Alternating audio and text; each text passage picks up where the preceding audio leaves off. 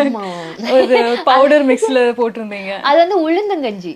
உளுந்தங்கஞ்சி. கேர்ள்ஸ்க்குலாம் ரொம்ப ஹெல்ப்ஃபுல்லா இருக்கும்ல. இந்த இடுப்பு எலும்பு பியூபர்ட்டி டைம்ல கொடுப்பாங்க இல்லையா? ஆமா. பியூபர்ட்டி டைம்ல கொடுப்பாங்க. பிரெக்னன்சி டைம்ல எல்லாம் சாப்பிடணும். ஆக்சுவலி கேர்ள்ஸ் எல்லா டைமும் சாப்பிடணும். அது நம்மளோட போன்ஸ்க்கே ரொம்ப ஸ்ட்ரென்த் அது. அதோட அதோட மகத்துவம் அவ்வளோ இருக்கு. எனக்கே அதை பத்தி தெரியாது. நானே ஒயிட் உளுந்து தான் யூஸ் பண்ணிட்டு இருந்தேன். இப்பதான் ஐ ஷிஃப்டட் டு பிளாக் உளுந்து.